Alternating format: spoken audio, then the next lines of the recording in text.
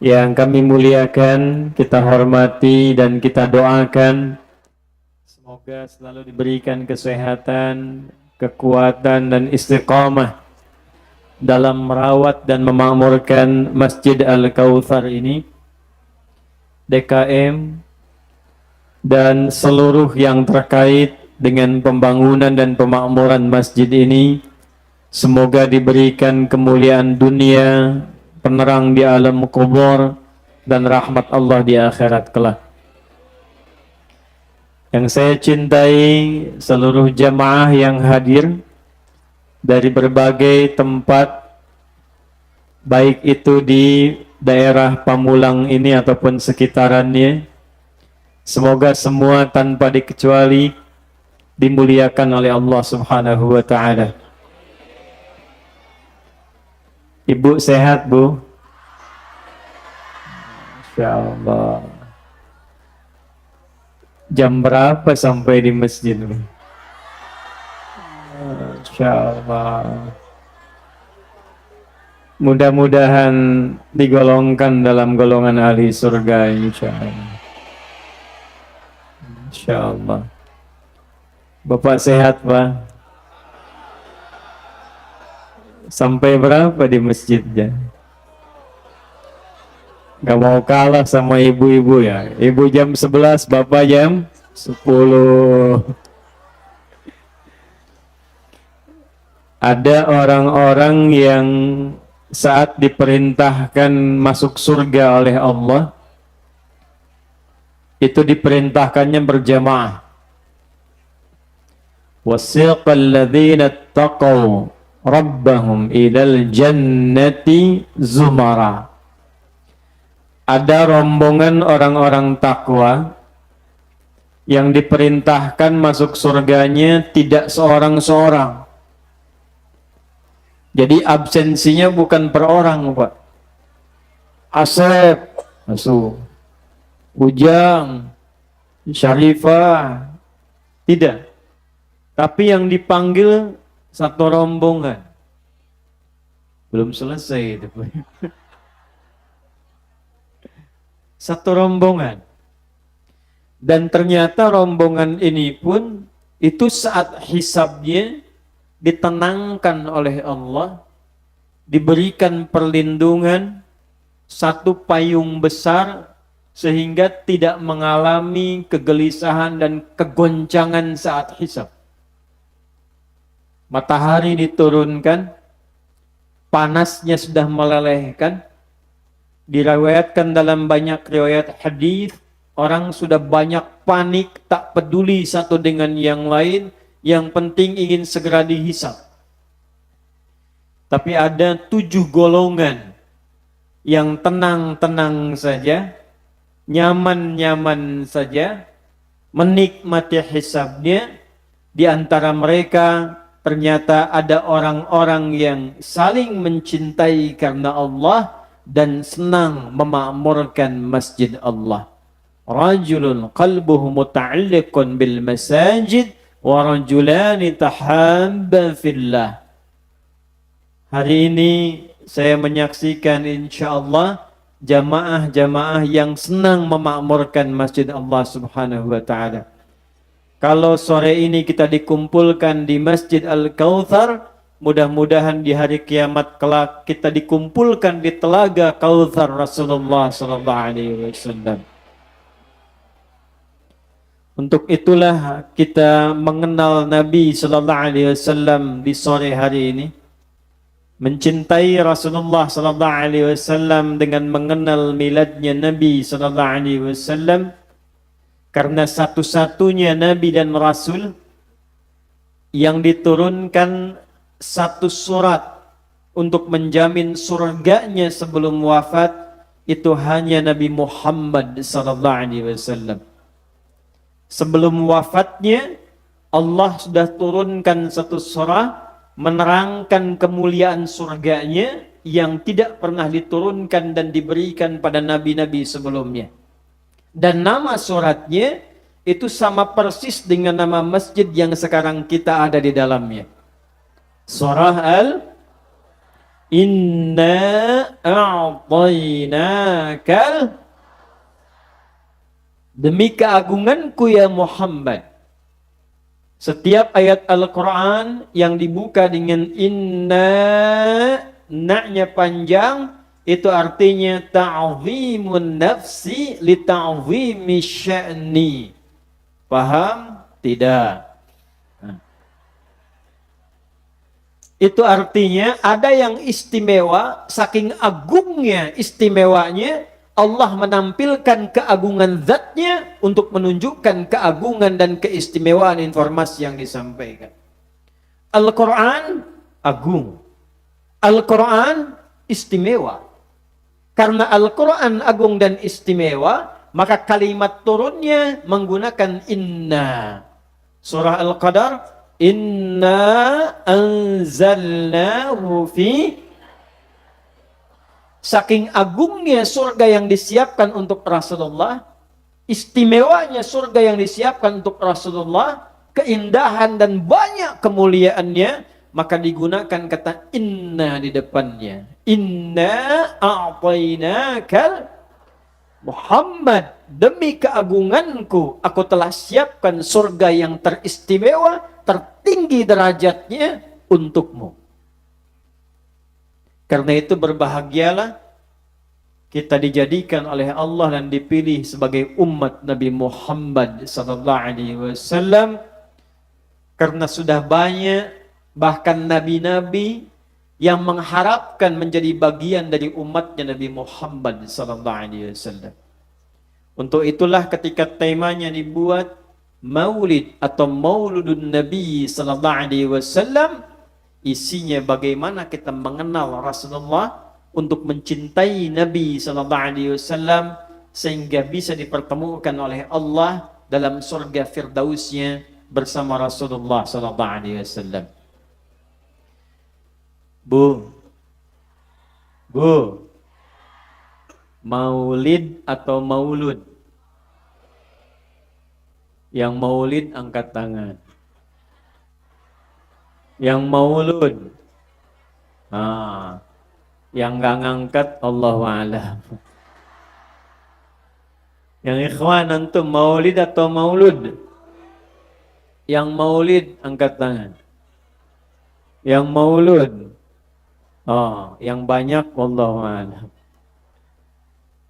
Apa itu Maulid? Apa itu Maulud? Yang jelas bukan makanan. Bila disebutkan maulid, itu yang dimaksud waktunya. Bicara tentang hari, waktu kelahiran Nabi Muhammad. Bagaimana sebelum lahirnya? Seperti apa kemuliaan lahirnya? Bagaimana perjalanan kehidupan setelah lahirnya? Sampai wafat menuju Allah Subhanahu wa ta'ala. Kalau maulud, yang dibahas sosoknya. Siapa Nabi Muhammad SAW itu? Bagaimana lahirnya? Bagaimana tumbuhnya? Apa sifat-sifat mulia yang melekat kepada beliau? Sehingga dengan pembelajaran itu kita bisa meneladani Rasulullah SAW dalam kehidupan kita. Nah, ini pertanyaannya, ibu mau bahas maulid atau maulud? Maulud. Baik. Biar adil dua-duanya saja ya. Yuk, kita mulai dengan maulid. Ibu kenal Nabi Ibrahim?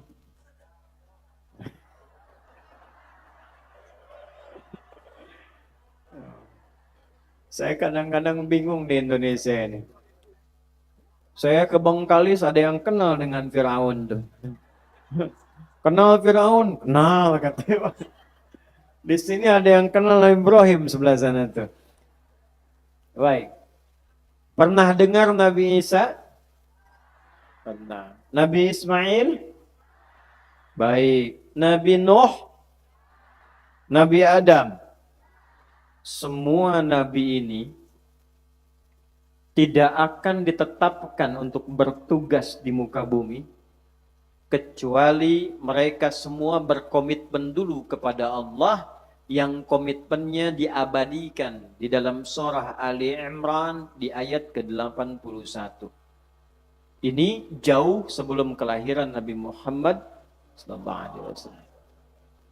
Wa idh akhadallahu mitsaqan nabiyyina lama ataitukum min kitabin wa hikmatin thumma ja'akum rasul musaddiqan lima ma'akum latu'minunna bihi wa latansurunna qala a'aqrartum wa akhadtum ala dhalikum isri qalu aqrarna qala fashhadu wa ana ma'akum minasyahidin. Dan ingatlah, pahamilah, pelajarilah. Jadi kalau ada kata iz dalam Al-Quran, itu bukan semata bermakna ingat, tapi mengandung makna yang belum tahu, pelajari. Yang sudah belajar, ingat-ingat pelajaran itu. Yang belajar belum paham, pahami. Wa idh akhadallahu mitsaqan nabiyyin. Dan pahami, pelajari, ingat. Saat Allah mengambil perjanjian komitmen bagi semua nabi sebelum mereka ditugaskan untuk berdinas di bumi. Jadi Bu, Pak, ada anbiya, ada nabiyyin, itu beda. Di surah ini, ayatnya berbunyi nabiyyin. Kalau anbiya itu jamak, banyak nabi, tapi enggak semua nabi. Terbatas. Ada surah ke-21 namanya surah Al-Anbiya. Tapi di situ tidak dikisahkan semua nabi, cuma beberapa nabi. Nabi Ayub ada di situ. Zakaria ada di situ. Musa ada di situ. Tapi enggak semua nabi dikisahkan di situ. Kalau bapak dan ibu menginginkan semua nabi, maka rubah kalimatnya dari bentuk jama' al-anbiya menjadi bentuk jama' nabiyyin. Ada orang-orang yang saking taatnya kepada Allah, dekat dengan Allah, itu kata Allah, nanti saat di surga saya tempatkan di kompleks surga yang sekompleks dengan semua nabi yang pernah bertugas di bumi. Itu ada di Quran surah 4 An-Nisa di ayat ke-69. Wa may yuti'illaha war rasul fa ulaika ma'al ladzina an'ama Allahu 'alaihim minan nabiyyin. Dan itu doa kita 17 kali sehari. 17 kali sehari. Ibu dah, kalau baca Al-Fatihah sehari itu 10 kali atau 11 kali. Yang 10 angkat tangan. Yang 11. 17, Bu. Kalau ibu baca 11 kali, berarti ibu tidak sholat subuh dan sholat duhur.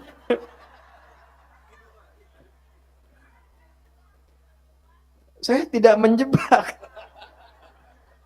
Datang bermacet-macet ke sini hanya untuk menjebak ibu, tidak. 17 kali. Karena setiap kali kita sholat 5 waktu, berapa rakaat kita? 17 rakaat. Bukankah setiap rakaat kita baca Al-Fatihah? Bukankah saat baca Al-Fatihah kita menyampaikan ihdinas siratal mustaqim? Lalu siratal ladzina an'amta. Nah, siratal ladzina an'amta alaihim itu doa kita kepada Allah. Ya Allah, berikan kami hidayah supaya nyaman di dunia, mudah ke akhirat, dengan jalan yang lapang dikumpulkan dengan orang-orang yang kau beri nikmat kepadanya. Siratal ladzina an'amta alaihim, dijawab oleh Allah, wa may yuti'illaha war rasula fa ulaika ma'al ladzina an'ama Allahu 'alaihim. Kita berdoa siratal ladzina an'amta 'alaihim, kata Allah ma'al ladzina an'ama Allahu 'alaihim. Dan di antara orang yang mendapat nikmat itu, dia sekomplek dengan semua nabi yang pernah bertugas di bumi. Tingkat paling tinggi. Dan bisa main-main ke bawah, kan 8 tingkat. Teteh sama siapa katanya di surga? Saya mah depannya Ustadz A, belakangnya Kiai Fulan. Kalau kamu sama siapa? Saya mah biasa aja, cuman depan saya Nabi Ibrahim. Belakang saya tuh Nabi Musa. Kamu kan dulu nggak ingat waktu Moraja, kan kamu suka baca surat Yusuf. Nah itu tetangga paling kiri saya. Yang kanan saya Nabi Muhammad sallallahu. Nah, jadi kalau kita urut semua nabi dari Nabi Muhammad sampai Nabi Adam alaihi salam, itu namanya nabiyin. Muhammad sallallahu alaihi wasallam bin Abdullah bin Abdul Muttalib bin Hashim bin Abdul Manaf bin Qusay bin Murrah bin Kilab bin Ka'ab bin Ghalib bin Fihr bin Malik bin Nadar bin Kinana bin Khuzaimah bin Mudrikah bin Ilyas bin Nizar bin Mudar bin Ma'ad bin Adnan bin Addi bin Adri bin Muqawwam bin Nahur bin Tarikh bin Ya'rub bin Yasjub bin Nabit bin Ismail alaihi salam bin Ibrahim alaihissalam bin Azar atau bin Nahur bin Abir bin Kinan bin Arfakhshad bin Sam bin Nuh alaihissalam bin Mihlail bin Matushana bin Kinan bin Anwas bin Tith bin Adam alaihissalam. Takbir. Coba ulangi itu.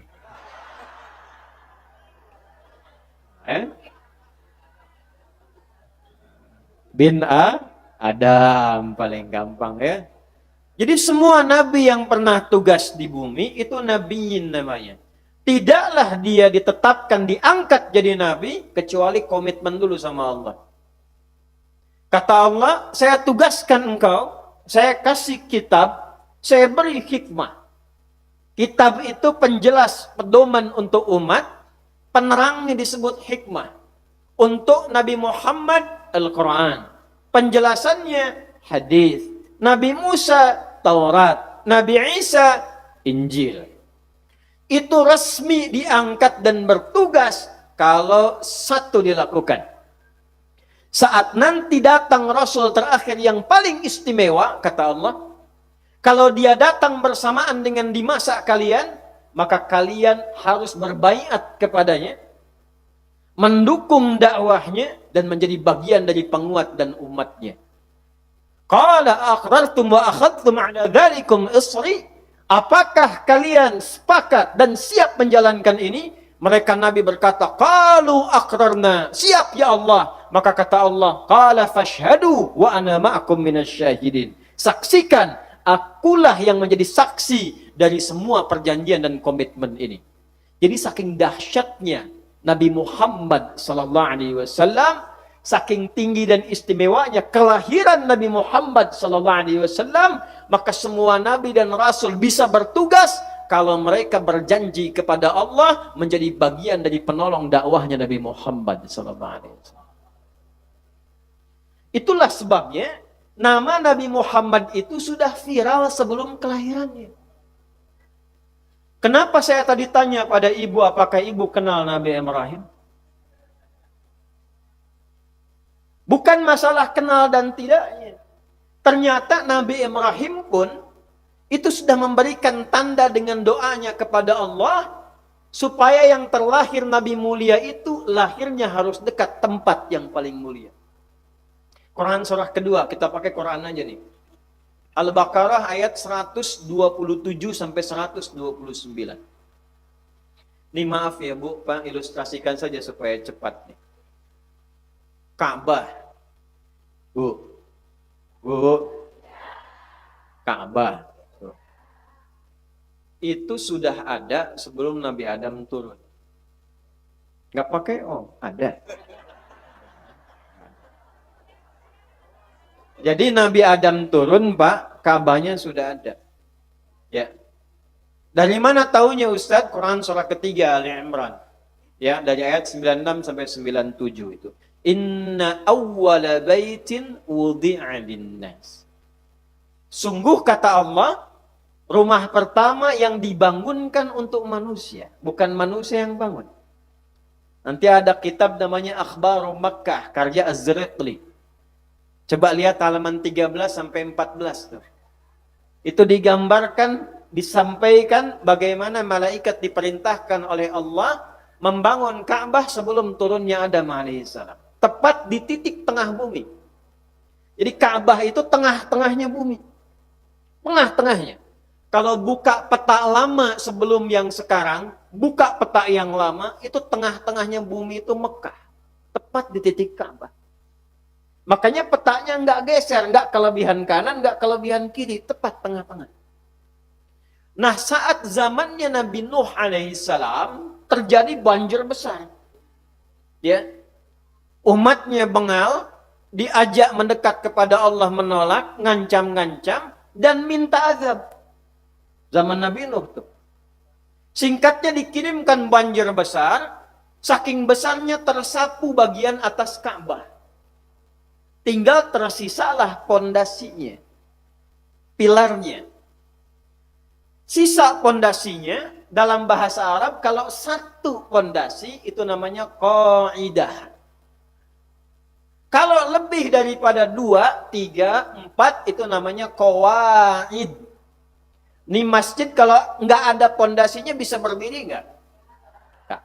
Ini kalau sudah jadi namanya bait namanya. Apa namanya? Kalau tanam batunya satu namanya hajar. Disekat-sekat jadi hijar. Kalau ada satu bentuk ruangan namanya hujrah. Tapi kalau sudah jadi begini namanya apa? Bait. Makanya masjid kalau sudah jadi disebutnya Baitullah. Ka'bah bait. Inna awwala baitin bait. Tapi ketika hancur bagian atasnya tinggal pondasi. Satu kaidah, banyak qawaid. Maka di era Nabi Ibrahim alaihissalam, Nabi Ibrahim ke Nabi Nuh itu 7 generasi. Tadi yang saya sampaikan, ya, 7 generasi. Dari 7 generasi ke zaman Nabi Ibrahim, maka Nabi Ibrahim diperintahkan oleh Allah tinggikan kembali pondasi Ka'bah yang runtuh atasnya sebelumnya terkena banjir zaman Nabi Nuh. Ditinggikan, meninggikan, bahasa Arabnya yarfa'u. Sehingga menjadi bait kembali. Maka Quran surah kedua ayat 127. Wa idh yarfa'u Ibrahimul qawa'id minal bait wa Ismail. Maka Nabi Ibrahim menjalankan perintah Allah, dibawalah batu oleh beliau memulai meninggikan pondasi. Pijakan pertamanya, contoh nih Ka'bah nih, contoh aja, contoh. Pijakan pertamanya misal di sini nih. Jadi pijakan pertama untuk melakukan sesuatu yang besar itu disebut makom namanya. Apa namanya? Nah, ketika Nabi Ibrahim berpijak untuk memulai meninggikan itu, maka pijakan pertamanya disebut makam. Nah, itu yang dekat-dekat Hajar Aswad. Setelah Ka'bah, ya, kemudian ada pintu Ka'bah, ya, multazam pintu Ka'bah. Setelah itu sedikit depannya ada makam Ibrahim. Insya Allah yang belum haji dan umrah disegerakan insya Allah, ya. Tidak cukup dengan amin, nabung ya, usaha. Nah, mulai meninggikan anaknya Bu, yang belum balik tuh Pak. Nanti kalau waktu Idul Adha saya terangkan hikmahnya lebih dalam.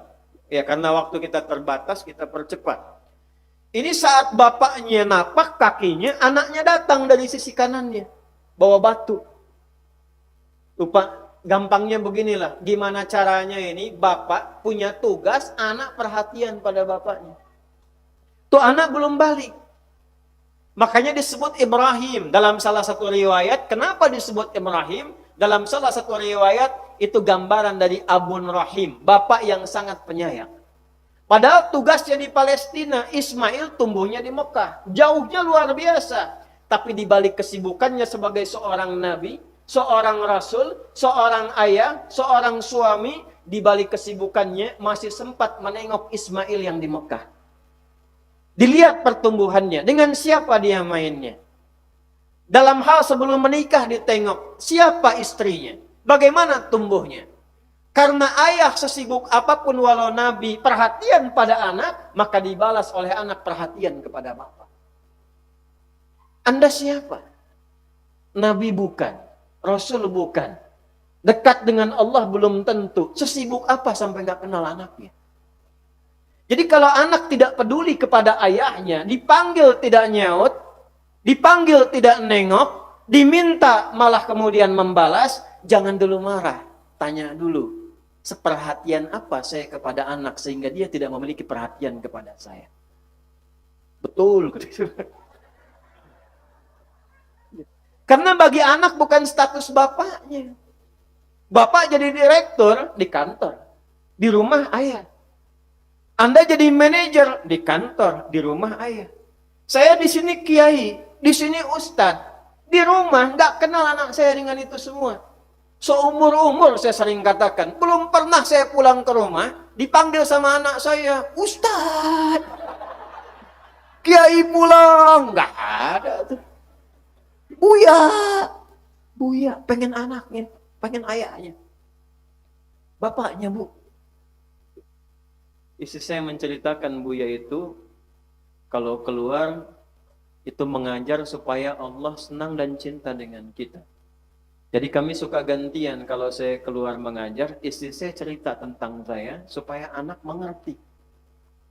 Nanti kalau gantian saya pulang, istri di dapur masak, saya cerita kepada anak saya tentang bagaimana ibunya supaya mereka mencintainya. Itu begitu diceritakan saya mengajar, pulang-pulang malam, ditunggu bu. Itu anak 3 tahun. Dengan anak 4 tahun. Nunggu sampai tengah malam. Begitu saya pulang hampir jam 11, ternyata yang nyambut depan pintu anak kecil itu. Buya. Setelah meluk, ceria. Lalu ini yang terngiang di kepala. Main kuda yuk. Jadi kuda saya jam 11 malam pak. Karena mereka pengen ayahnya. Makanya kalau sudah selesai pengajian jangan banyak nanya. Tungguin di rumah. Ya. Itu. Nah Nabi Ibrahim begitu. Sehingga anaknya muncul perhatian. Mau apa aja tuh langsung dilakukan. Sampai perkara yang paling luar biasa dalamnya itu rela mengorbankan nyawanya untuk ayahnya. Cuman perkara mimpi bu. Quran surah As-Saffat ayat 102 sampai 109 itu. Nabi Ibrahim mimpi bawa pisau nyembeli anaknya. Cerita besoknya, nah bapak mimpi. Padahal kan Nabi kan. Nabi kan mimpinya pastinya tak gampang. Ismail sini. Ya be. Siap-siap. Kemana? Sembelih. Gampang. Tapi lihat betapa Rahman, ya, sifat rahmatnya, meneladani sifat Allah Ar-Rahman, dibawa untuk menyayangi anaknya. Ismail, ya Pak, Bapak tadi malam mimpi, nyembelih kamu, pendapat kamu bagaimana?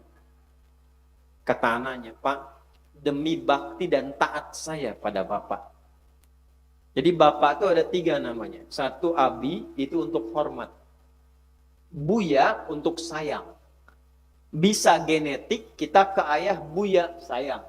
Bisa ke orang yang kita sayangi karena aspek lain. Misal ilmunya, kita sayang betul, kita sebut buya. Kayak Buya Hamka kan bukan ayah kita. Tapi kita sebut buya karena sayang dengan ilmunya. Kalau digabungkan buya dan abi menjadi abati namanya. Abati. Itu Nabi Ismail manggilnya abati. Ya abatif'al. Pak, demi sayang dan hormat nanda ke papa, cepat kerjakan sekarang, jangan tunda. Itu kita ngaji baru sampai situ. Buka kitabnya Al-Akhlaq bil Banin, karya Ustadz Ahmad Baraja. Orang kita, ulama besar, saleh, taat di Ampel. Meninggal di Ampel sedang nulis kitab akhlak. Anda lihat jilid yang kedua yang warna biru itu. Itu Allahu Akbar. Saat akan disembeli, dibawa kemudian ke bukit, disiapkan tali, itu Ismail mengatakan 1, ada 3 yang fenomenal dan menjadi sunnah. 1, kata Ismail, duhai ayah, mohon simpankan jubah bagian luarku, baju luarku, Mohon dilipatkan dan tolong berikan pada ibunda, sampaikan salam dari anak satu-satunya yang sangat mencintainya. Lalu ketika akan diikat, duhai ayah, mohon kencangkan ikatan ini, ya, dan pastikan aku tidak bergerak, supaya engkau tidak melihat aku merontak dan tidak jadi menunaikan perintah Allah untukku. 3. Wahai ayah, tajamkan pisaunya setajam-tajamnya, sehingga memudahkan proses penyembelihan saat engkau menyembelih aku, dan tidak menyebabkan kesakitan mendalam sehingga engkau tidak jadi menyembelihku. 3-tiganya menjadi sunnah. Tapi poinnya, begitu disampaikan, lakukan. Coba cek sekarang, antum pulang dari sini, bilang sama anak tuh, nah, ya Pak, sini. Mana? Tadi di pengajian Al-Kautsar, Bapak dapat ilham sembelih kamu.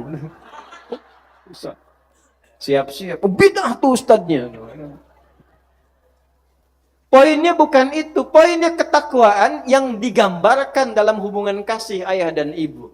Ibrahim bawa batu, Ismail datang di sisi yang lain. Itu belum balik tuh sebelum kejadian kurban tadi. Pak, boleh nggak saya bantu? Bawa batu. Batu bahasa Arabnya hajar. Disusun-susun menjadi Hijr. Maka sampai sekarang wilayah itu disebut dengan Hijr Ismail. Singkatnya jadi itu Ka'bah. Saat jadi itulah kemudian keduanya berdoa di samping Ka'bah. Di antara doanya, lihat ayat 129. Rabbana wab'ath fihim rasulam minhum yatlu alaihim ayatika wa yu'allimuhumul kitaba wal hikmah wa yuzakkihim innaka antal azizul hakim. Ya Allah, mohon lahirkan nanti Nabi penutup yang mulia ini, lahirnya harus lahir di dekat tempat yang mulia ini. Nabi Ibrahim, Nabi Ismail sampai memohon kepada Allah, ya Allah, kalau nanti Nabi mulia itu lahir yang terakhir, mohon muliakan kelahirannya dengan lahir di tempat yang paling termulia dekat Ka'bah ini. Jadi Nabi Ibrahim, Nabi Ismail itu kan ke-29 dan 30 urutan kakek Nabi ke atas. Setiap generasinya ribuan tahun. Ya, itu Nabi Ismail datuk ke-29 kurang lebih, Nabi Ibrahim datuk ke-30, 30 generasi kurang lebih. Itu gembira dengan kelahiran Nabi Muhammad sampai berdoa, ya Allah, lahirnya mohon di dekat Ka'bah ini. Dan tidak ada Nabi satupun di muka bumi yang lahirnya dekat tempat Ka'bah itu kecuali Nabi Muhammad SAW. Anda boleh cek silakan. Tidak ada satupun Nabi yang lahir dekat Ka'bah kecuali Nabi. Nabi Ismail lahirnya bukan di Mekah, di Palestina lahir, dibawa ke situ. Nabi Muhammad sampingnya ada Safa, ada jalan dikit, ada istana. Belok ke bawah, jangan lurus ke Masjidil Haram dulu, turun langsung belok kanan. Ya, lurus saja. Sebelah kanan ada CCTV itu, ada pos security, CCTV warna putih ngadep ke sini. Lurus saja terus ya sampai ujungnya. Itu ada 35 kipas angin sebelah kanan. Udah saya hitung tuh. Udah saya hitung bener.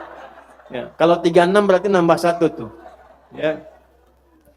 Dari ujung itu, ujung Jabal Qubais, itu 150 meter, lihat lurus ke depan. Itu ada bangunan warna krem, disitulah tempat lahirnya Nabi SAW. Yang mau saya katakan, Nabi Ibrahim, Nabi Ismail itu saking gembira dengan berita kelahiran Nabi Muhammad yang diambil komitmennya, sampai berdoa, ya Allah, mudah-mudahan lahirnya mohon dekat Ka'bah ini. Itu dijawab oleh Allah. 30 generasi kemudian dengan turunnya Al-Quran surah kedua ayat 151.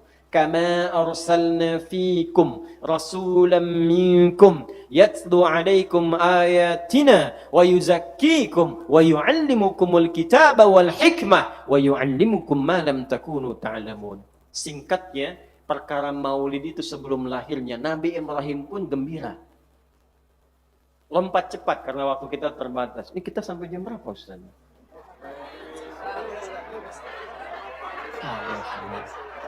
Sampai Isya ya. Insyaallah silakan. Antum silakan sampai Isya. Aneh setengah 6 pulang nih ya. Baik. Saya Pak belah sana bilang Isa, tandain tuh Pak. Balik nih. Cepat langsung ke Nabi Isa aja. Buka Quran surah 61 ayat ke-6. Ya, As-Saff ayat yang ke-6. Wa idh qala Isa ibn Maryam ya bani Israel inni rasulillahi ilaikum. Inni rasulullahi ilaikum musaddiqan lima baina yadayya minat Taurah wa mubasysyiran bi rasuli ya'ti min ba'di ismuhu Ahmad. Allahu akbar. Lihat sini. Bu. Nabi Isa itu lahirnya 600 tahun sebelum kelahiran Nabi Muhammad SAW.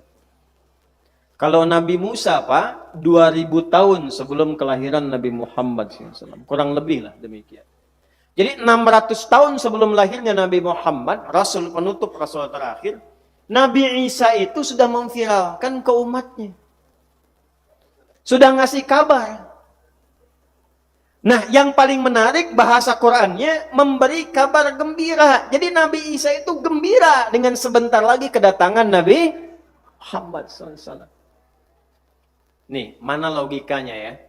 Misal gini nih. Ada Pak Asep misalnya nih. Ada Pak Asep nggak sini? Ada ya. Doni, saya ganti. Ini pasti nggak ada nih. Suneo. Pasti nggak ada nih. Nggak ada kan? Lihat sini. Suneo ngasih kabar nih ke jamaah. Alhamdulillah, Alhamdulillah, Masya Allah. Saya akan punya anak katanya. Masya Allah, selamat Pak. Kapan? Entar habis nikah. Nikahnya belum, tapi sudah menyampaikan kabar gembira. Logis nggak? Tidak. Jadi di muka bumi ini nggak ada orang menyampaikan kabar gembira pada yang belum lahir. Nabi Muhammad beda, belum lahir. Itu sudah ada yang menyampaikan kabar gembira. Jadi satu-satunya manusia di bumi yang digembirakan oleh seorang rasul sebelum lahirnya itu cuma Nabi Muhammad SAW.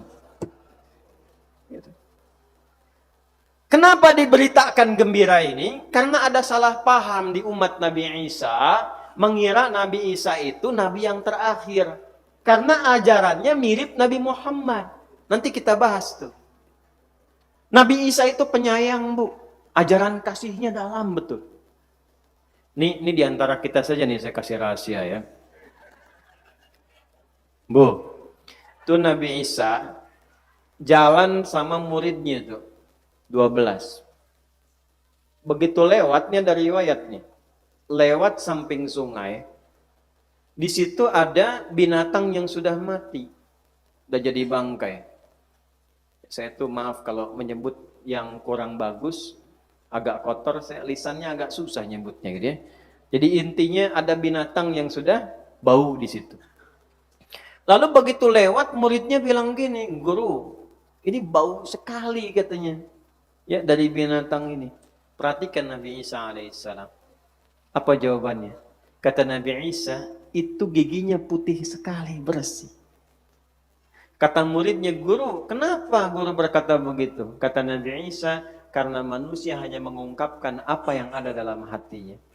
Jadi kalau isinya kotor, yang keluar kotoran. Tapi kalau hatinya bersih, yang keluar kata-kata yang bersih.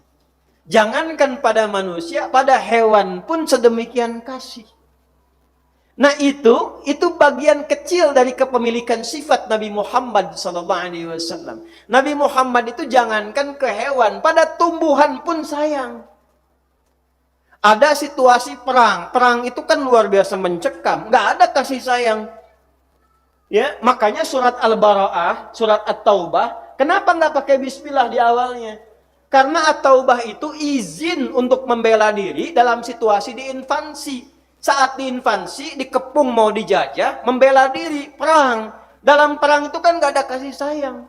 Sedangkan Bismillahirrahmanirrahim isinya Rahman dan Rahim. Rahman dan Rahim itu sayang. Gak ada orang perang pakai kasih sayang. Izin nembak ya. Don. Sakit nggak? Maaf ya. Nggak ada. Tembak.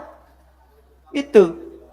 Tapi cuma di Islam dalam situasi perang, situasi mencekam, kata Nabi, jangan rusak tumbuhan. Jangan injak nih tumbuhan.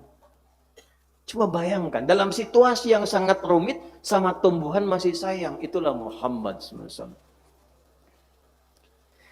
Nah, semua nama, ini kita lompat cepat. Semua nama yang melekat pada Nabi terakhir ini, istimewanya itu semua nama sifat Allah yang anugerahkan. Nabi-nabi lain namanya zat. Apa bedanya zat dan sifat? Kalau zat itu menunjuk pada orangnya, wujudnya. Nih, Adi zat. Ustadz Bakhtiar zat. Ustadz bin Bakhtiar yang nengok beliau. Ustadz Adi yang nengok saya. Tapi Ustadz Bakhtiar jujurnya sifat. Bakhtiarnya orang, jujurnya sifat. Jadi semakin ditambah sifat, semakin baik orangnya. Orang bisa meninggal, sifat tidak meninggal. Pak Bakhtiar, Ustadz Bakhtiar bisa meninggal. Saya bisa meninggal. Bisa beliau duluan, saya belakangan. Betul, bisa dibalik, bisa. Saya belakangan, beliau duluan, bisa. Sesuai aja. Tapi sifatnya nggak bisa meninggal. Pernah nggak Anda mendengar? Jujur telah meninggal. Sabar telah wafat. Nggak ada. Orangnya iya. Semua nabi yang pernah bertugas di bumi, rata-rata umumnya nama zat. Nabinya meninggal, hilang. Selesai. Siapa yang pernah nemu tongkatnya Nabi Musa? Tauratnya. Injilnya Nabi Isa yang aslinya. Zaburnya Nabi Daud. Nggak Anda temukan. Selesai. Nabi Muhammad, Allah berkehendak tidak diberikan nama zat, semua nama sifat. Ana Muhammad wa Ahmad wa Kafi wa Mahi. Itu semua nama sifat kebaikan. Untuk menunjukkan bahwa Nabi terakhir begitu istimewanya. Dan mengumpulkan semua sifat-sifat kebaikan dan mulia. Jika ada nama sifat dikumpulkan sehingga menjadi teladan, itu disebut uswah namanya. Apa namanya? Quran surah 33 di ayat ke-21. Laqad kana lakum fi Rasulillahi uswatun. Nah, ini yang ahli qiraat tahu nih kita nih. Bisa dibaca dua cara. Bisa uswah, bisa iswah. Ini kalau kita ngaji pakai riwayat Warsh atau Qalun dari Nafi' al-Madani, Nafi' al-Madani, maka kita baca pakai iswah. Laqad kana lakum fi Rasulillahi iswatun hasanah. Iswah. Kita baca pakai Hafiz dari Asim pakai uswah. Laqad kana lakum fi Rasulillahi uswatun hasanah. Ustadz, kenapa bisa dibaca dua riwayat? Untuk menunjukkan kesempurnaan dan kemuliaan sifat Nabi Muhammad SAW. Saya ngaji formalnya, ngambil semua harokat pun ada maknanya. Ini beda U dengan I, itu ada artinya Pak. Yuk kita kenal Bu. Kalau harokat nih agak miring kebuka di atas namanya apa? Fathah. Kalau di bawah? Kasrah. Kalau bulat-bulat sukun, bulat sukun. Kalau bulat ada ekornya, dhamma. Mesti tahu tuh. Saya ke Garut tuh begitu datang, dihadiahi sama teman saya datang, Ustadz ini buah sukun katanya. Udah matang, istrinya masak di dapur. Saya bilang, Pak ini bukan sukun, ini fathah. Kalau sukun, dia masih di pohon tuh bulat tuh. Dia jatuh ke bawah kasrah, pecah. Bapak buka-buka, terbuka digoreng, fathah.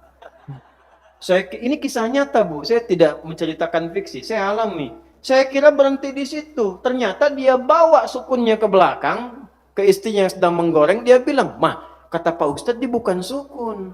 "Apa Pak?" "Fathah."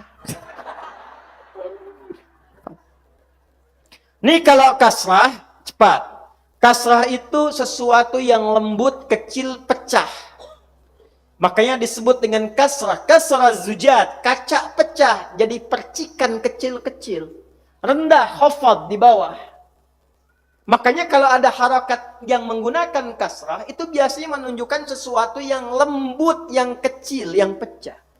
Perempuan itu cenderung lembut, Bu. Ya, makanya menggunakan kasrah, laki-laki fathah. Ya. Anta laki-laki, perempuan anti. Jazakallah khair, laki-laki, perempuan jazakillah khair. Kenapa? Lembut. Ibu kan tadi bilang di sini mau sampai Isya tuh, ya. Ibu itikaf tuh, jam 11 pengen pulang, udah kosong, begitu keluar atas pohon, ada suara, iya.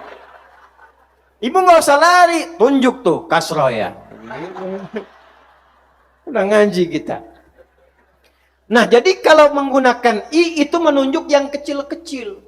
Kalau kita ingin angkat yang tinggi, rafa. Lalu yang tinggi itu banyak dikumpulkan. In dhamma yang dhammu dhammah. Dhammah itu banyak, kumpul, tinggi. Kenapa bisa dibaca dua riwayat I dan U, iswah, uswah? Karena semua yang melekat pada Nabi Muhammad SAW, yang kecil apalagi tingginya bisa diteladani. Menengoknya, menyapanya. Saya tuh paling senang kalau lihat Habib Umar, paling senang saya. Karena Habib Umar itu, kalau saya ngaji sifat-sifat akhlak Nabi, ya, itu saya paling pas melihatnya gitu. Susah saya mengungkapkan itu. Jadi kalau saya lihat Habib Umar senyum itu, saya tuh kayak ngerasa lagi ngaji gitu ya, tentang bagaimana senyumnya Nabi dan sebagainya. Itu, jadi kita tuh melihatnya juga senang, nyaman. Nggak percaya silahkan Bu, belajar tentang senyumnya Nabi. Dari istri Nabi selalu harmoni, bilangnya sayang, kadang bercanda. Itu kalau lagi bikin adonan Bu, tepung, Nabi itu masih sempat mencolek tepungnya, kemudian ditepikan di keningnya Sayyidah Saudah. Itu tuh sudah di atas 70 tahun. Lalu ketawa bersama, sayang, Masya Allah. Kapan kakek dan nenek terakhir kali panggil sayang itu? Balik ke yang tadi, balik. Iswah bisa diteladani, uswah itu yang paling tingginya. Al-Bukhari nomor hadis 2008 sampai 2010. Ya, dari Umar bin Khattab radhiyallahu taala anhu, singkat nyambung ke Sayyidah Aisyah, ditanya Sayyidah Aisyah, "Kaifa kanat salatun Nabi sallallahu alaihi wasallam?" Datang Abdullah bin Mas'ud, Ubay bin Ka'ab dan sahabat yang lain radhiyallahu taala anhum jami'an.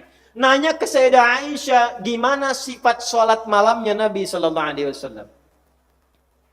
Maka dijawab oleh Sayyidah Aisyah, la tas'al an husnihinna wa turihinna. Tolong jangan tanya panjang dan bagusnya, enggak akan mudah untuk diikuti. Penasaran, besoknya ikut. Itu begitu bermakmum di belakang Nabi. Sahabat ini dibacain rakaat pertama oleh Nabi 100 ayat Al-Baqarah. Mereka udah siap ruku, ternyata Nabi menyempurnakan sampai ayat 286. Fansurna 'alal qaumil kafirin. Udah tahu selesai nih, siap-siap ruku tuh Abdullah bin Mas'ud, ternyata nyambung Ali Imran, Alif Lam Mim. Selesai kemudian, ya ayyuhalladzina amanu taqullaha wasbiru wasabiru warabitu wattaqullaha la'allakum tuflihun. Ayat 200. Begitu selesai, dikira mau ruku, nyambung An-Nisa. Sampai 176 ayat. Baru setelah itu 5 juz 4 halaman baru ruku. Satu rakaat pertamanya 5 juz 4 halaman. Itu besok nyambung, gak ikutan lagi. Nah, itu sifat tertingginya. Jadi maaf, kalau sifat-sifat terkait dengan manusia, sekali lagi, terkait dengan manusia, baik pada tetangga, baik pada orang tua, sayang pada anak, perhatian pada cucu, memuliakan pasangan, memuliakan masyarakat. Itu kalau satu aspek disebut dengan mahmud namanya. Apa namanya? Tapi kalau banyak dikumpulkan istimewa, maka dibentuk sirah mubalaghah, superlatif menjadi Muhammad.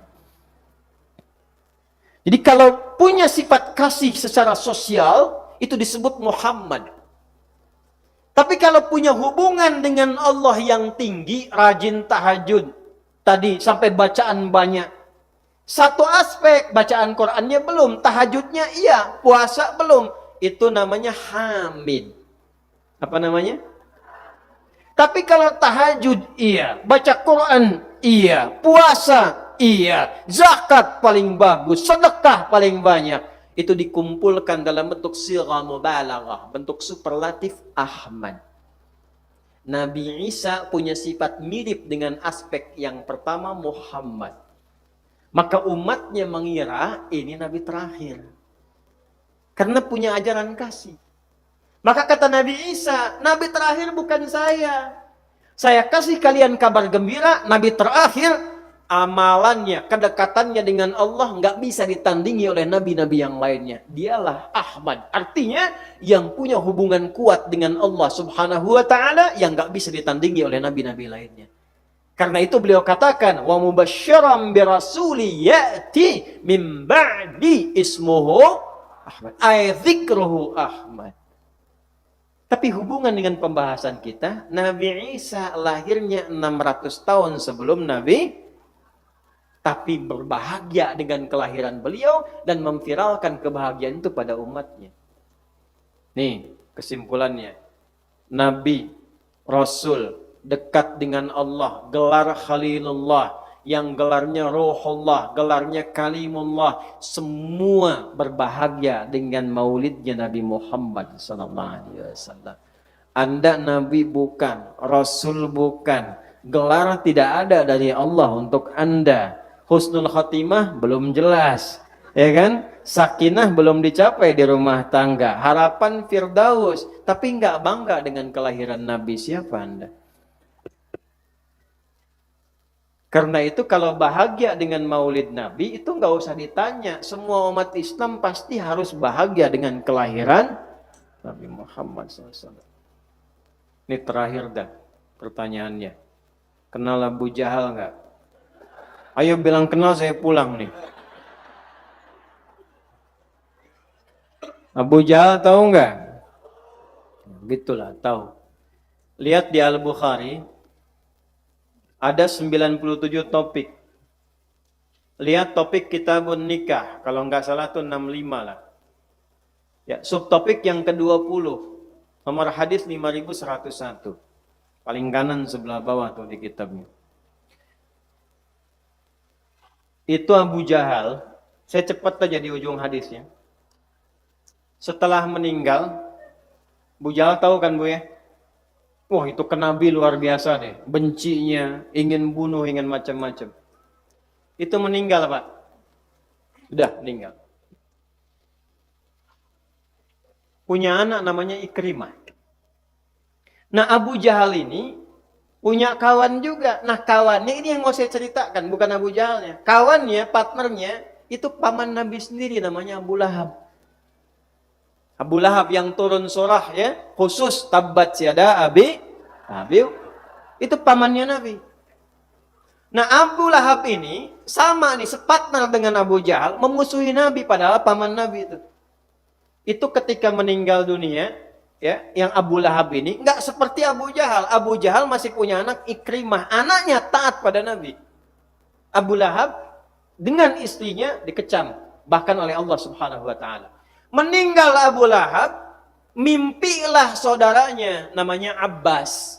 Abbas itu paman Nabi. Abbas radhiyallahu taala anhu paman Nabi, beda usia 3 tahun dengan Nabi. Ketika Abbas bermimpi, ini di Sahih Al-Bukhari. Ketika bermimpi, ternyata dalam mimpinya dipertemukan dengan Abu Lahab. Ditanya oleh Abbas, gimana keadaanmu setelah meninggal itu? Kata Abu Lahab, setiap hari yang aku alami cuma tersiksa. Gitu. Buka surat Ghafir dah. Dari ayat 46 sampai 47. An-naru yu'raduna 'alaiha ghuduwa wa 'ashiyya. Ya, ini ayat tentang Firaun. Saking buruknya Firaun, itu di alam kuburnya ditampakkan oleh Allah neraka setiap waktu. Neraka aja, jahanamnya ditampakkan. Jadi dulu saya pernah ditanya orang liberal begini, Ustaz, nggak ada siksa kubur katanya. Yang ada itu cuma tidur di alam kubur. Saya bilang, Mas ini, ente kalau tidur nih, Terus tidurnya ketemu kuntilanak botak. Terus nggak nyenengin pokoknya tuh. Ya, di depan muka Anda tuh nakut-nakutin. Pertanyaan saya, Anda pengen bangun atau tetap tidur? Saya bangun Ustadz katanya. Baik. Kalau menurut Anda di alam kubur cuma tidur, Allah sudah sampaikan. Tuh, saya kasih mimpinya neraka tiap hari di depannya. Jadi kalau Anda sekarang hidup, Anda tidur masih mampu bangun. Di alam kubur nggak bangun-bangun. Anda mimpi ketemu kuntilanak. Diteriakin di depan mata, nggak bisa bangun, tersiksa kan? Yang hidup di samping ngelihat, papa kenapa? Papa kenapa? Wah, masih hidup. Di alam kubur nggak bisa bangun lagi, tersiksa namanya. Maka Abu Lahab mengatakan, saya tersiksa, susah saya di alam kubur ini. Cuman 1 hari saja saya yang ringan merasakannya. Ini bukan akhirat ya, kalau akhirat tuh nggak ada keringanan. Ayatnya begitu. Tapi di alam kubur sekali aja saya dapat keringanan. Kapan? Saat hari Senin, lahirnya Nabi Muhammad SAW, saya pernah bahagia dengan kelahiran itu, lantas saya bebaskan budak saya yang bernama Thuwaibah. Saya ulang ya. Nabi lahir hari Senin. Saat hari Senin itu saking gembiranya saya dengan lahirnya Muhammad, karena kan baru lahir, belum tahu jadi Nabi. Gembira, senang, lahir keponakannya. Saat senang itu, dia bebaskan budaknya bernama Thuwaibah. Dan Sayyidah Thuwaibah ini akan memberikan ASInya kepada Nabi sebelum Sayyidah Halimah Sa'diyah. Jadi begitu dibebaskan, merdeka beliau. Ketika merdeka, kemudian memberikan ASI kepada Nabi, itu dinilai oleh Allah meringankan keadaannya saat di alam kubur setiap hari Senin. Saya tanya pada Anda, Abu Lahab itu muslim atau kafir? Ingkar atau taat? Memusuhi Nabi atau tidak? Tapi pernah gembira dengan maulidnya Nabi sampai membebaskan budaknya, diringankan keadaannya di alam kubur. Antum musuh Nabi bukan? Umat Nabi bukan? Umat Nabi. Kita bukan musuh Nabi. Kita umat Nabi, iman kepada Allah dengan mengikuti pada Rasulullah. Dengan kita gembira dengan lahirnya Rasulullah SAW, bukan hanya ringannya, kita berharap syafaat Rasulullah SAW. Syafaat. Bab terakhir itu di hadis Muslim, dari 43 bab terakhirnya lihat tuh, bab tentang syafaat. Cuman 1 Nabi yang dibolehkan oleh Allah, yang lainnya sedang nggak sanggup. Orang datang ke Nabi Adam, saya malu sama Allah, saya banyak berbuat dosa. Kemudian pergi ke Nabi Ibrahim, saya juga malu sama Allah, yang lain saja. Saya pernah berbohong, padahal bohongnya bukan bohong, tadlis namanya. Datang kepada Musa, saya malu sama Allah, saya pernah tampar orang sampai meninggal. Datang kepada Nabi Isa, saya lebih malu lagi, saya dituhankan oleh hambanya Allah. Datanglah kepada Muhammad katanya. Ya, Anda tahu Nabi Muhammad sedang melakukan apa? Sujud. Hadisnya viral, sahih, di Sahih Muslim. Lalu Allah menyampaikan, irfa' ra'sak tasal tu'ti. Irfa' ra'sak sal tu'ti. Ya, Muhammad angkat kepalamu saat sujud. Mintalah kepadaku, tu'ta, engkau akan diberi. Maka apa yang disebut oleh Nabi? Kama qala, ummati. Umatku ya Rasul. Ya Allah, umatku. Ada riwayat tapi perlu divalidasi ya kesahihannya. Tapi kalau ini valid dan sahih, nggak ada hari tanpa sholawat tuh. Demi Allah nggak ada hari tanpa sholawat.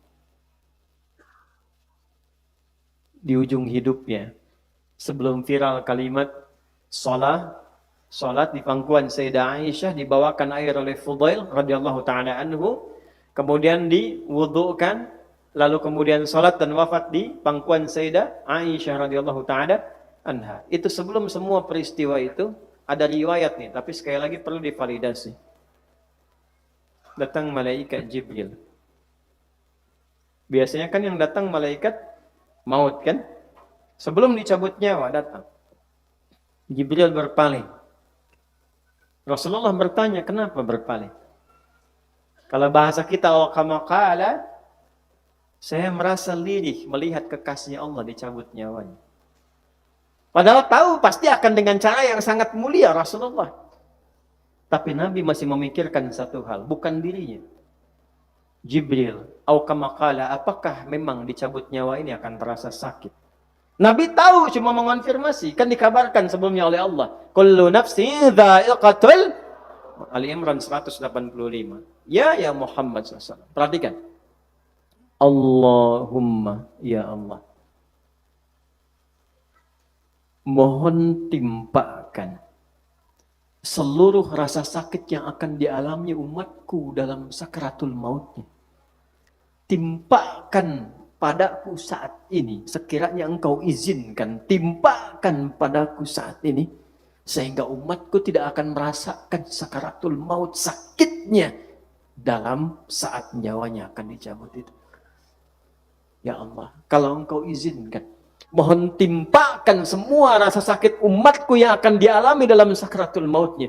Timpakan kepadaku saat ini, supaya mereka tidak mengalami sakit lagi dalam sakaratul mautnya. Umatnya. Dan saat hadis syafaat disebutkan pun dalam Sahih Muslim, itu umatnya yang diingat. Jadi Nabi itu ingat kita, Bu. Pak, saya belum pernah lihat Rasulullah, Ustaz. Hadis Sahih At-Tirmidzi. Ishtaqtu bi ikhwani. Sedang ngobrol lagi dengan sahabatnya, kata Nabi, saya rindu dengan saudara-saudara saya. Kata sahabat-sahabat Nabi, ya Rasulullah, alasna ikhwana, bukankah kami sahabat-sahabat engkau? Kata Nabi, la, bukan, kamakal. Antum ashabi, kalian sahabat saya. Saudara-saudari saya adalah humul ladzina amanu biya min ba'dikum walam yarawni. Mereka itu nanti umat masa depan yang mereka nggak pernah lihat saya, nggak pernah jumpa saya, tapi mau beriman kepada saya. Kita disebut saudara-saudarinya Nabi SAW oleh Rasulullah. Maka kalau orang nggak bahagia dengan maulid Nabi, dipertanyakan cintanya kepada Nabi.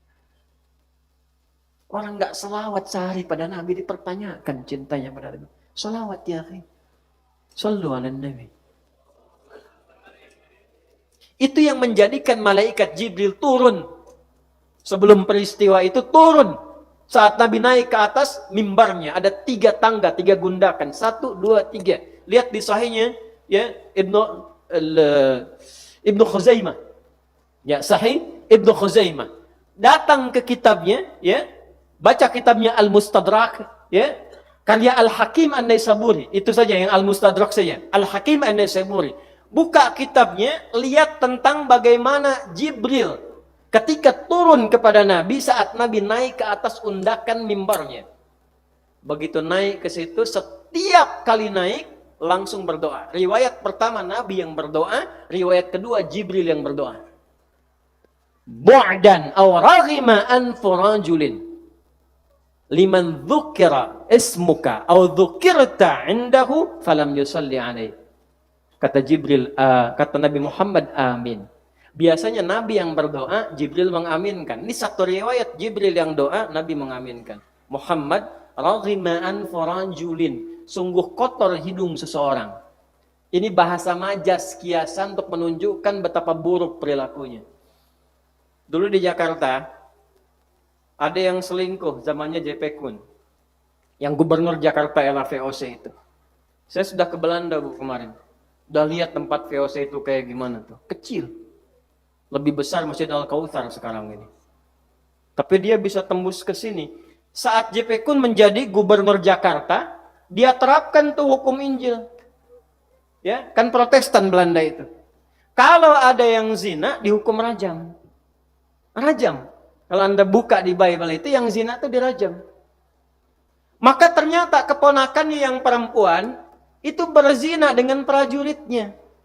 Maka dirajam yang perempuan, dihukum pancung yang laki-laki. Sebelum dipancung, itu dibelangi dulu dengan arang hidungnya. Ya, dibelangi dengan arang sehingga terlihat hidungnya belang. Maka dari situ muncul ungkapan hidung belang. Enggak, itu sejarah nyata, bukan main kata-kata, hidung belang. Ya, jadi kalimat hidung belang ini untuk menunjukkan perilaku yang buruk. Bahasa Arabnya raghima anfu rajulin, hidung belang tuh. Kata malaikat tuh. Buruk perilakunya. Siapa? Orang yang disebutkan namamu Muhammad di sampingnya tapi dia tidak bersalawat kepadamu. Jibril itu sampai geram. Kenapa? Ini nggak ada nabi yang dalam hidupnya mikirin umatnya. Nabi Nuh lihat umatnya begitu bebal, ya Allah, azab aja deh. Ya. Hampir semua nabi itu ketika diutus, ya Allah hukum, ya Allah minta hukum aja. Ya, kaum Ad, Thamud, Nabi Saleh, Nabi macam-macam, itu yang diutus di bumi, umatnya begitu menyebalkan hukum ya Allah. Nabi Muhammad datang ke Taif dengan harapan di situ bisa membangun persaudaraan. Nyampe ke sana, ternyata dilempari dengan batu.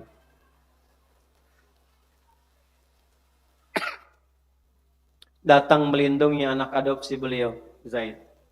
Berdarah. Tarik mundur ke belakang. Istirahat di bawah naungan pohon. Datang 2 malaikat penjaga gunung. Penjaga bukit Taif, ada 2 bukit, turun tuh malaikatnya. Mengatakan, ya Muhammad, au kama qala mujadaika ila sama, angkat tanganmu ke langit, minta. Mohon mintakan supaya aku diperintahkan oleh Allah mengangkat bukit Taif ini untuk menghimpit mereka yang telah bersikap kasar kepadamu. Apa kata Nabi Muhammad? Lah, jangan lakukan. Fa innahum qaumun la ya'lamun. Mereka belum tahu saja. Aku berharap nanti di masa depan akan ada laki-laki, perempuan, tua, muda, anak kecil, mereka akan mengatakan la ilaha illallah. Setelah itu beliau berkata, perhatikan kalimatnya, ilahi, ila man takiluni, am ila qaribin yu'limuni, au ila ba'idin yu'dhini, fa ana radin ma lam taghlab alayya, la hawla wa la quwata illa billah. Ya Allah, setelah aku dilempari ini, kemana lagi engkau perintahkan aku untuk berdakwah? Apakah tempatnya masih dekat dan aku akan disakiti lagi? Ataukah masih jauh dan aku di situ pun akan disakiti lagi? Aku ridha ya Allah, aku ridha sepanjang engkau tidak marah kepada saya. Tidak ada daya, kekuatan dan upaya kecuali hanya milikmu saja. Ketika seseorang bertawakal kepada Allah dalam keadaan dia tersakiti, Allah angkat derajatnya dengan tinggi. Sejak peristiwa itulah turun undangan Isra dan Mi'raj. Tapi saya mau katakan tidak ada nabi yang paling sayang pada umatnya selain Nabi. Itu yang menjadikan Nabi Isa pun 600 tahun sebelum kedatangan Nabi Muhammad senang begitu bahagia dengan maulidnya Nabi. Abu Lahab ini ancamannya neraka. Nggak diringankan. Istrinya pun provokator, ditempatkan di tempat neraka yang sempurna. Tapi di alam kubur sebelum dihisab, setiap Senin ringan. Karena bahagia dengan kelahiran. Nah, bagian terakhirnya, bagaimana mengekspresikan kebahagiaan itu. Jadi kalau datang maulid itu, apa hikmah yang besar dari maulid yang kita pelajari? Apakah datang, hanya duduk, makan, pulang? Atau ada sesuatu yang harus kita bawa pulang? Itu poinnya. Maka diturunkanlah kemudian 1 ayat dengan Ahmad, 4 ayat dengan Muhammad. 1 tambah 4, 5. Itulah rukun Islam yang terpancar dari 2 nama Nabi Muhammad SAW yang diviralkan dalam Al-Quran. Ahmad sekali, lambang dari hablum minallah. Ya, isi syahadat, hubungan dengan Allah. Cuma sekali disebutkan dalam Quran, surah 61 ayat yang ke-6. Wa mubasysyiran birasuli ya'ti min ba'di ismuhu Ahmad. 4 itu gambaran syariat, sifat sosial, implementasi dalam ibadah hubungan kita dengan Allah. Ya, 4 disebutkan di Quran surah 3 ayat 144. Quran surah 33 ayat ke-40, Quran surah ke-47 ayat kedua, dan Quran surah ke-48 ayat 29. Muhammad 4 kali, Ahmad sekali. 1 tambah 4, 5. Rukun Islam berapa? 5. Jalan kita berislam lewat Muhammad SAW. Karena itu syahadatnya syahadatain. Asyhadu an la ilaha wa asyhadu anna Muhammadan. Kapan disebut umatnya Muhammad sallallahu alaihi wasallam? Satu, jika meneladani sifat Ahmad. Ini saya tanya lagi, Bu. Ya, Nabi dijamin masuk surga tidak? Surganya paling tinggi tidak? Dipuji nggak oleh Allah di Quran? Apa buktinya? Wa innaka la'ala khuluqin 'azim. Nabi masih sholat nggak, Bu? Baca Quran nggak, Bu? Khatam. Puasa nggak? Ramadan aja atau Senin puasa juga? Kamis puasa? Ayamul Bid puasa? Nabi kalau sholat tahajud nggak? Tahajud. Tahajudnya lama apa sebentar? Sekali lagi, masuk surga nggak? Masih sholat? Masih puasa? Masih baca Quran? Balik. Ibu Nabi bukan. Dijamin surga nggak? Tidak. Dipuji nggak sama Allah di Quran? Dekat nggak sama Allah? Belum tahu. Tuh. Kita memang bukan Nabi, tapi kita diminta meneladani Nabi. Nggak mungkin nyampe ke level Nabi. Sahabat aja tadi bubar. Ya kan? Tapi setidaknya jaga hubungan kita sama Allah. Karena Nabi pun jaga hubungan sama. Nggak akan mungkin nyampe ke level Nabi. Mustahil. Tapi kita bisa teladani dalam maulid ini, belajar supaya mencontoh Nabi, dekat dengan Nabi. Sholat, kita pun sholat. Walaupun sholatnya tidak seperti level Nabi. Nabi tahajud, sudah 11 rakaat nih. Lama bacaannya, kita baru mau mulai. Nggak harus 11 juga, nggak harus nyampe 23 juga. Mulai pakai rumusnya hadis Muslim dari Ibnu Umar radhiyallahu taala anhu. Nomor hadis 749. Kata Nabi, sholatul laili mathna mathna. Kalau baru mau mulai sholat malam, jangan banyak-banyak dulu. Nanti capek, besok nggak tahajud lagi. 2 aja dulu. Berapa? Nah, kalau yang 2 ini dikerjakan, polanya pun jangan terlalu awal. Subuh jam berapa sekarang? 4.14, 4.15, 4.17. Terjadi perbedaan pendapat waktu sholat subuh. Berapa nih? 4.17. Udah kita ambil 4.17 ya. Nih, 4.17. 4.17 subuh. Ya, nggak usah terlalu awal. Jam 4 kurang seperempat bangun. 4 kurang seperempat buat persiapan. Ya, kan itu prakteknya nanti sunannya Abu Daud. Hadisnya Abu Daud, nomor hadis 1367 dari Ibnu Abbas radhiyallahu taala anhuma. Kan itu nggak langsung sadar, ya kan? Makanya kata Nabi kalau bangun, ini riwayat Ibnu Abbas nih. Kana Nabi sallallahu alaihi wasallam idza istayqadha min naumi fajalasa wa masaha bi yadihi min athari naumi faqara surah khawatim Ali Imran. Fadhaba ila shinil mu'allaqa. Ditambahin tuh sama Jundub bin Junada dan Mu'adz bin Jabal dalam riwayat Al-Bukhari. Maka dikatakan faqara alhamdulillahilladzi ahyana ba'dama amatana wa ilaihin nusyur. Paham? Tidak. Nih. Nabi kalau bangun enggak langsung doa.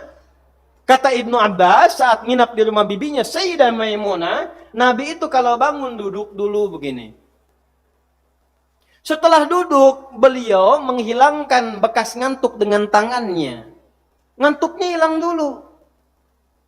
Ya bukan saat ngantuk baca doa. Bangun emang jam 4 kurang seperempat. Tapi masih ngantuk udah baca. Gini. Begitu sadar jam 6. Lewat. Sadar dulu. Sudah sadar. Baca doa. Ada persiapan. Ya, kemudian fadhaba ila syanin mu'allaqah. Pergi ke tempat tertutup. Wudu. Bersihkan dari najis. Butuh proses 15 menit. Tersisa persiapan 13 menit. Kata Nabi rumus pertama kalau baru mulai tahajud jangan banyak-banyak, 2 dulu. Surat Bu nggak usah panjang-panjang. Nah, yang penting cool, nyaman. Cool itu kan nyaman, ya bahasa Inggrisnya nyaman, cool. Very cool for doing tahajud, ya, ya. Very good. Alhamdulillah. Jadi baca itu Bu, rakaat pertama enggak apa-apa, bukan aib. Qul a'udzu birabbil falaq. Rakaat kedua, paling favorit, qul a'udzu birabbin. Witirnya, qul huwallahu. 3 qul. Selesai. 10 menit selesai, sisa 3 menit. Buat apa? Istighfar. Istighfar. Istighfar. Itu rumus Quran surah ke-51 ayat 15 sampai dengan 18. Innal muttaqina fi jannati wa 'uyun akhidhina ma atahum rabbuhum innahum kanu qabla dhalika muhsinin kanu qalila minal laili ma yahja'un wa bil ashari hum yastaghfirun. Ada orang ahli taman surga kata Allah yang sedang beraktivitas di bumi. Cirinya kalau malam sedikit tidurnya, dia rajin tahajud.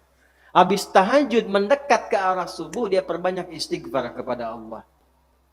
Jadi kalau baru pemula, nggak nyampe kita dengan cara Nabi. Yang sudah, maaf sekali, profesional pun nggak mungkin bisa sama dengan Nabi. Tinggi. Tapi kita bisa meneladani Nabi dengan sifat Ahmadnya. Yang penting selama hidup pernah tahajud. Itulah maulid. Gitu. Paham? Yang penting selama hidup saya pernah puasa Senin. Niatkan untuk mencintai Nabi. Karena Nabi itu puasa Senin ditanya hadis sahih. Ya Rasulullah, lima sumta hadzal yaum atau kama qala. Ya Rasulullah, kenapa hari ini Anda puasa? Kata Nabi, hadza yauma wulidtu. Ini hari lahir saya. Jadi kita itu Bu kalau puasa Senin itu puasa mensyukuri lahirnya Nabi. Puasa Maulid tuh. Jangan dipotong ujungnya aja ntar disebarin puasa Maulid. Ini sebut Ustadz bid'ah. Belajar sampai tuntas, jangan suka motong-motong. Ya? Jadi kita tuh puasa Senin ngikut Nabi. Sahabat tanya, kenapa ya Rasulullah Anda puasa? Iya teh hari lahirna abdi, kata Nabi gitu. This is my birthday. Hada yauma wulidtu, ini lahirnya saya hari ini, saya puasa. Jadi saat kita puasa hari Senin mensyukuri lahirnya Nabi. Nah, itulah ekspresi Maulid Nabi. Sekarang kita ngaji, Senin kita puasa. Atau sunnah yang kedua, kalau pas hari lahir, bukan tiup lilin. Gelap. Happy birthday tuyul, happy birthday tuyul.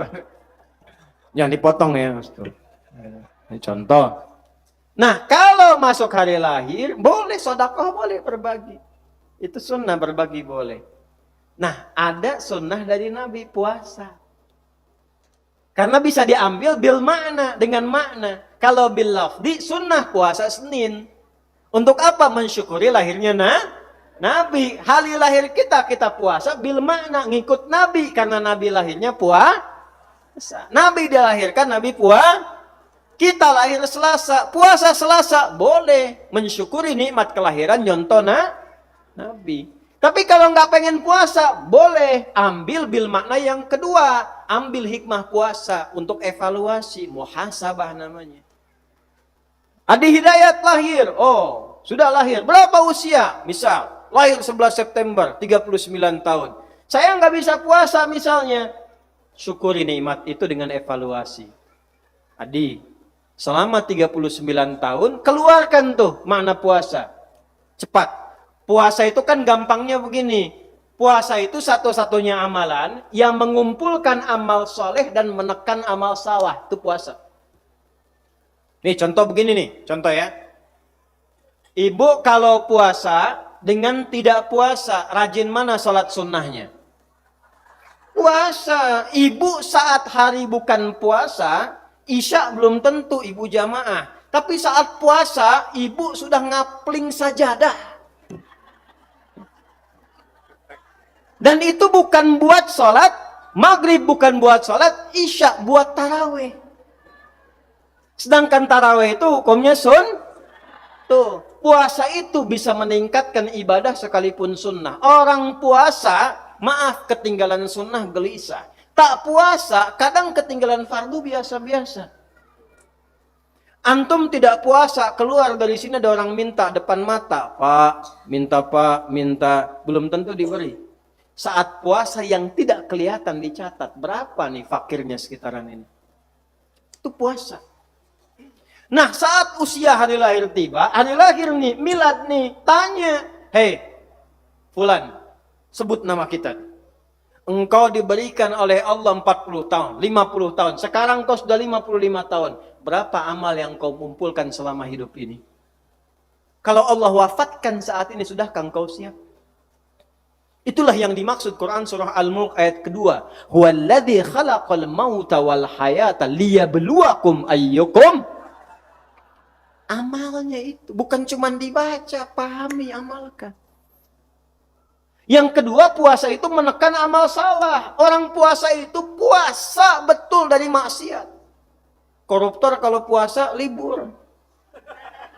Betul. Saya punya pengalaman cerita tuh. Pemarah pun pemarah. Itu bulan puasa libur marahnya. Nih Bu, nih ada cerita nih. Jadi ada suami istri. Pak, suaminya pemarah bener tuh. Papa pemarah, dikit-dikit marah. Tiba-tiba puasa itu. Ini buka jam 6, setengah 6 diprovokasi sama tetangganya. Dia diem aja kan. Istrinya penasaran Bu, karena nggak marah. Dia tanya, Pak, tumben papa nggak marah? Kata suaminya, ntar habis maghrib. Habis maghrib dia lupa tuh. Ya. Itu puasa.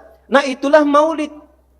Jadi kalau saya tanya, mau maulud, ibu bilang maulid. Pulang dari sini, tingkatkan sholatnya. Nggak cukup dengan amin, sholat.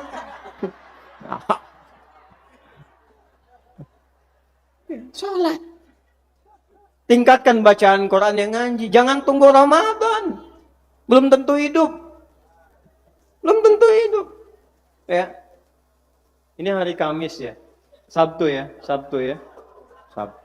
Ini yang Kamis tuh, waktu Kamis. Kita tuh nggak tahu kapan kita pulang tuh. Itu di Pasar Rebo tuh. Agak ke atas dikit di bagian daerah. Tuh ada, ini untuk DKM aja Pak ya ilmunya nih. Ada orang ikhlas bener Pak. DKM. Ikhlas bener. Dia ngerawat musola itu. Saking ikhlasnya itu sampai sepuh ngerawat musola. Allah kirimkan orang Qatar. Ini kisah nyata. Saya kalau cerita insya Allah nggak fiktif tuh yang nyata-nyata. Dikirimkan orang Qatar ke situ. Tiba-tiba datang ke wilayah itu. Itu minta saya pengen merenov musola ini, tapi Anda yang masih rawat. Saya tuh bingungnya belum sampai selesai sampai sekarang. Ini siapa yang mengantarkan orang itu ke situ? Ibu tahu Qatar kan Bu? Tuh lampu merah sonoan dikit tuh. Kok bisa ke Pasar Rebo gitu? Ya. Dan nyampaikan, lalu singkatnya dibangunkan, direnov Pak. Begitu direnov jadi lebih indah, itu konsisten beliau itu merawat. Bukain, adzan, ikhlas. Itu Allah muliakan ahli masjid, merawat masjid, adzan sampai pun ngimamin di masjid. Itu wafatnya pun dalam keadaan puasa hari Kamis, ba'da asar, tiduran di karpet masjid. Buka. Dan yang indah itu cara pulangnya, cuman merem melek, meninggal. Di hati belakang tuh, saya merem melek saya tuh.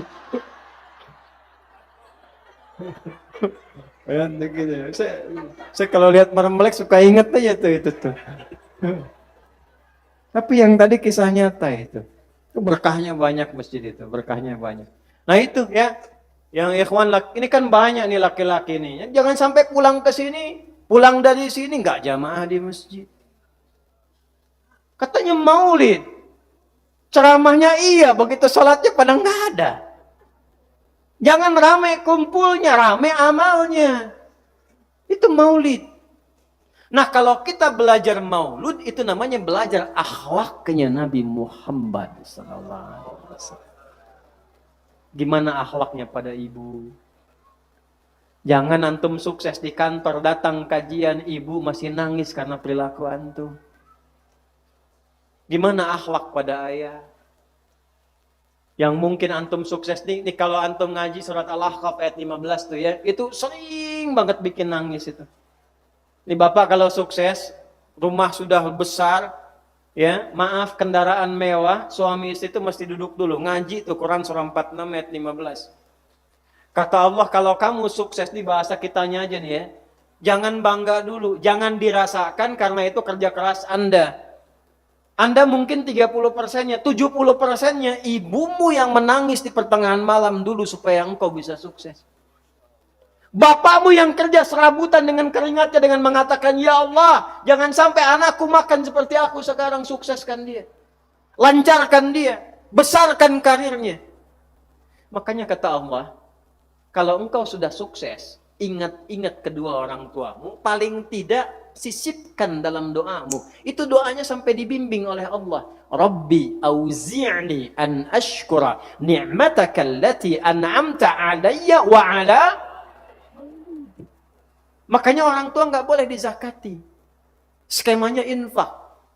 Itu infak pertama, setelah yang wajib pada istri dan anak-anak, itu langsung orang tua. Al-Baqarah ayat 215. Yas'alunaka madza yunfiqun qul ma anfaqtum min khairin falil walidain.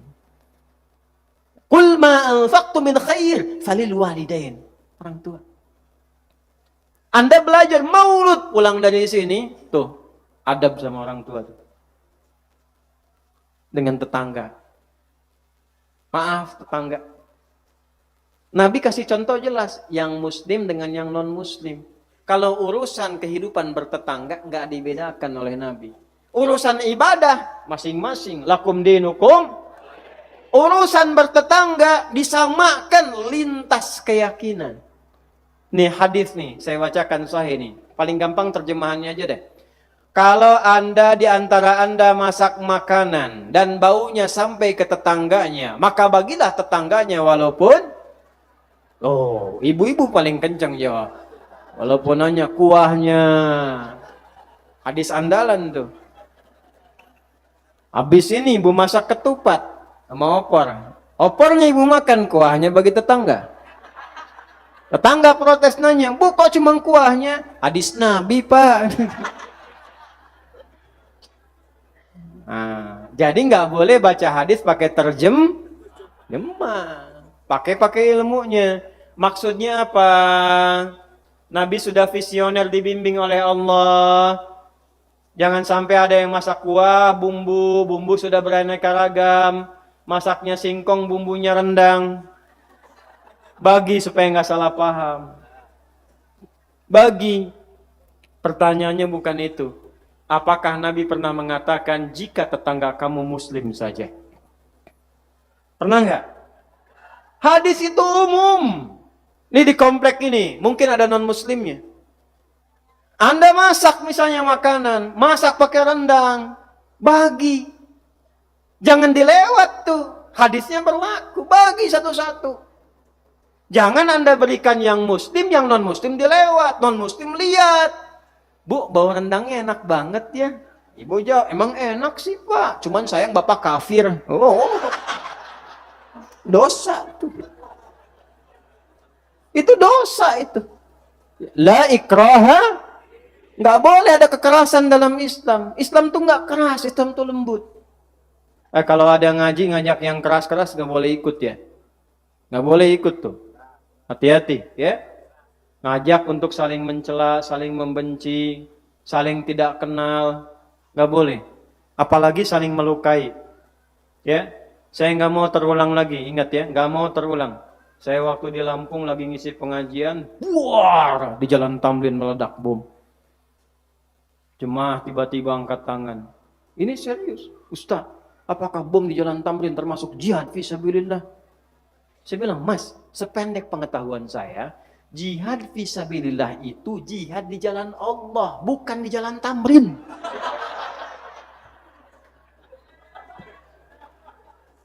Hati-hati ya. Kita nggak ikut-ikut yang demikian ya. Karena diancam oleh hadis Nabi di Sahih Muslim tuh.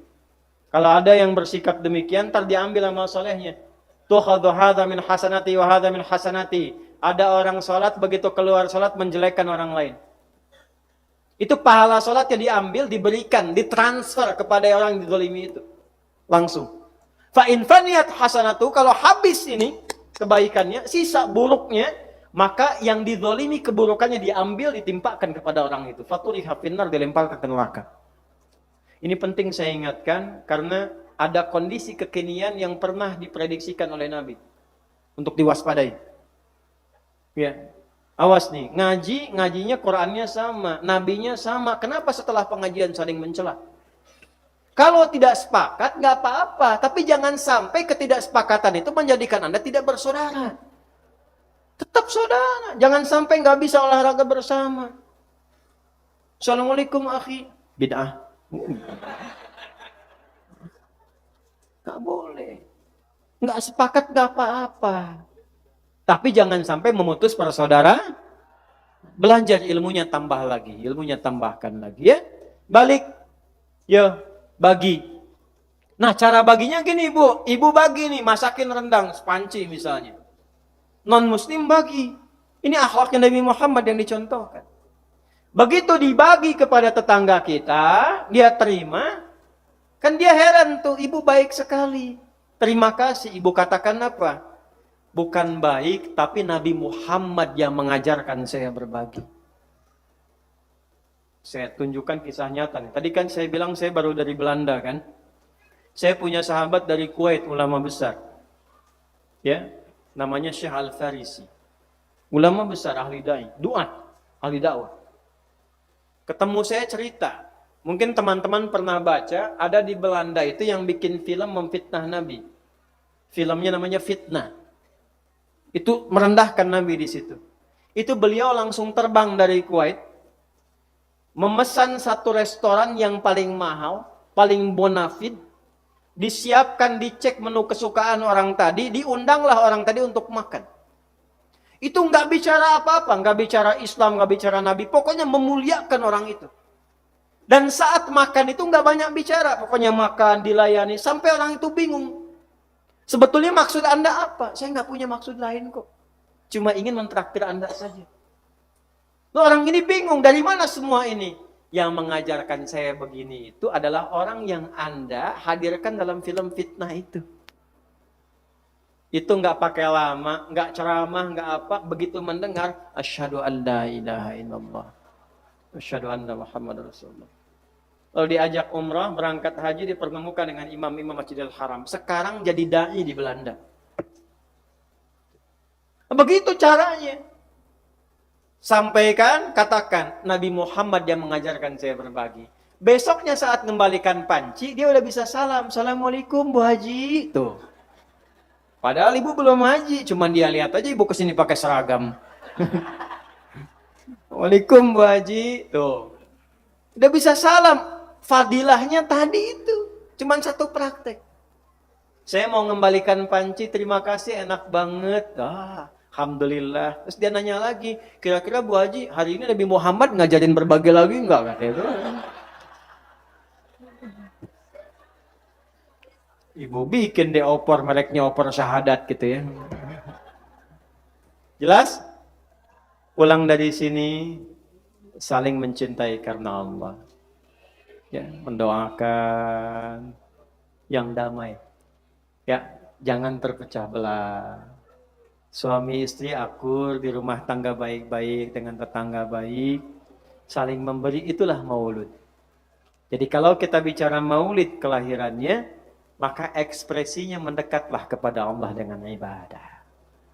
Kalau kita bicara maulud dengan sosoknya, maka teladani keistimewaan akhlak Nabi Muhammad SAW dalam berkehidupan. Mudah-mudahan dengan itu kita dipertemukan di telaga Kautsar Nabi Muhammad SAW. Ya, saya berkeinginan menemani Anda sampai dengan Isya.